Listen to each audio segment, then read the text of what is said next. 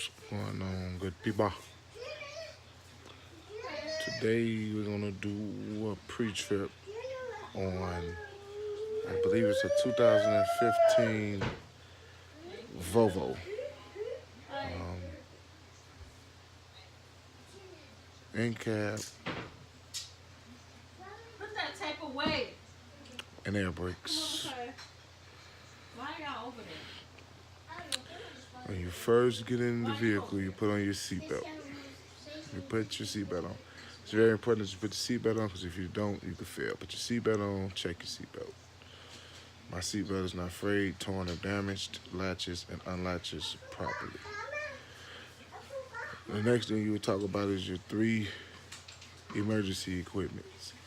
Your fire extinguisher, your spare electrical fuses, and your three red reflectors. So my fire extinguisher is properly mounted and secured, not bent, broken, or cracked, charged and rated, pin is present, and it's 10 BC or better or ABC.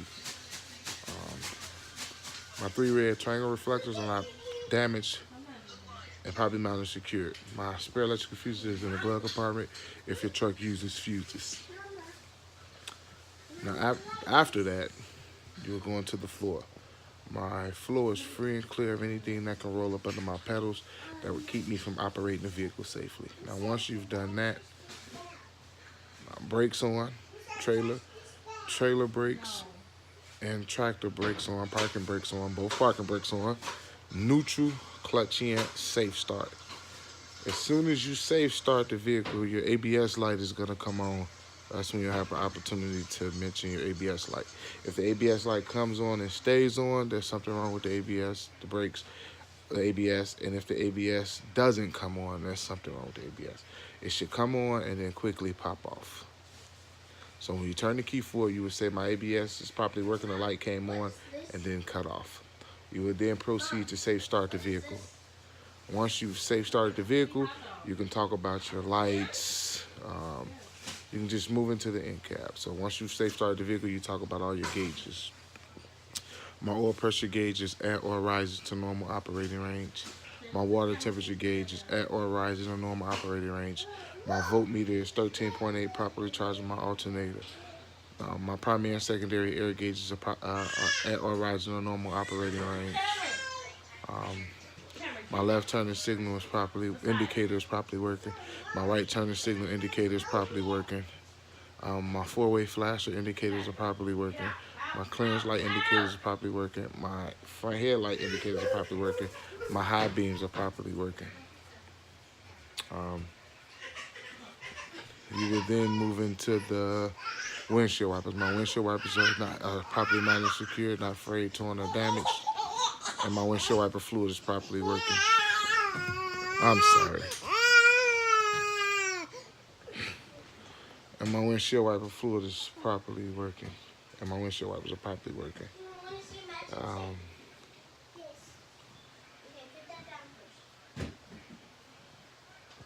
Brain freeze. My heat is properly working and my defrost is properly working. That would be it for all of the gauges. My windows are properly mounted secured, not frayed, torn, or damaged, and there's no obstruction to my view. My front mirrors are properly mounted secured, not been broken or cracked, and there's no obstruction to my view. My front hood mirrors are properly mounted secured, not been broken or cracked, and there's no obstruction to my view. My front windshield is properly mounted secured, not been broken or cracked, there's no obstruction to my view, and there's no illegal stickers.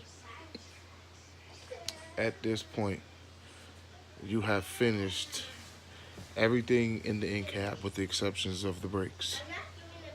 You will now roll into your air brake check, which is pass or fail. How I kick it off is my air gauge.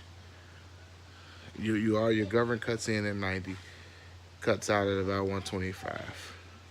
So at this point, the governor is already cut out. I got enough pressure. I got 125 pounds of pressure in my primary and secondary air gauges. So now we're going to my brake check. I'll bring the vehicle into low gear. and I will tug. I will tug. I will tug against my. I want to tug against my tractor's parking brake. My tractor parking brake. So I'm going to release my trailer parking brake because I want to tug against the tractor. So I'm going to release my trailer and I'm going to tug against my tractor. In order for the test to be successful, the vehicle should not move. So you lightly release the clutch, let it back in. Once you feel a light tug, you let it back in. Applying applying the trailer applying the trailer brakes back so the vehicle can be back in your control, back in control. Then you release the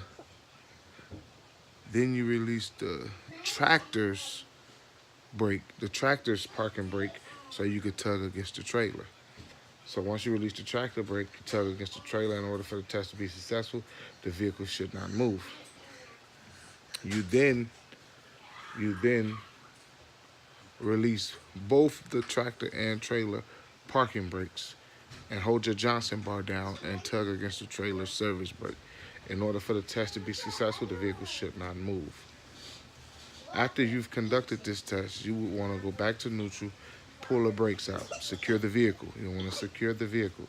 Once you've secured the vehicle, your governor cuts in at 90, cuts out about 125, so your primary and secondary air gauges are properly working.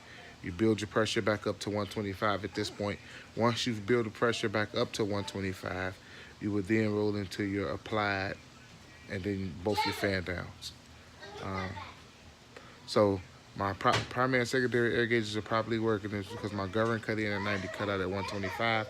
I will now roll into my applied brake pressure test. So now, once you've tugged against your tractor parking brake, your trailer parking brake, and once you've tugged against your tractor parking brake, your trailer parking brake, and your trailer service brake, you will now do what we call, you will do the service brake for the tractor. So you'll bring the vehicle to a roll for about 5 miles an hour at about 15 feet. You will hit the clutch and the service brake at the same time, and lightly hold the steering wheel, and you should have no more than 2 inches of play. And the vehicle should not pull to the left or to the right in order for that test to be successful. Now, after you've completed that, you will secure the vehicle, go back to neutral, secure the vehicle and go back to neutral, and you will then build your air pressure back up. Governor cuts in at 90, cuts out about 125. You will build your air pressure back up. Once you've built your air pressure back up, you will go back to first gear and then cut the vehicle off. Once you go back to first gear and cut the vehicle off, you turn the key back forward. You turn the key back forward so you can see your gauges. So ignition on. That's how they say it, ignition on. You go ignition on, and now all of your gauges are working. So the pressure is already built up to 125. You do your apply. In a combination vehicle, you should lose no more than 4 psi in 60 seconds. My applied brake pressure test was successful because I lost no more than 4 psi in 60 seconds. You would then move into your first fan down. You will press the brake release, press release, press release. That's what we call fan down. Press release at or before 60 psi. The warning light and buzzer should come on. My first fan down was successful because my warning light and my buzzer came on at or before 60 psi. You would then move into your last fan down, which is between 40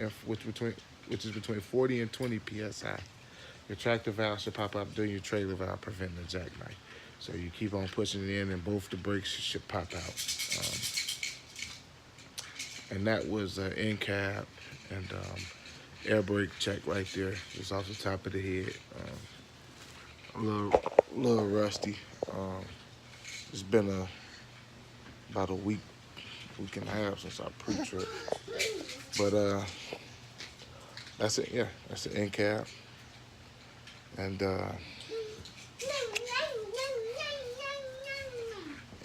air brakes. Stay tuned. I'll be back with a coupling and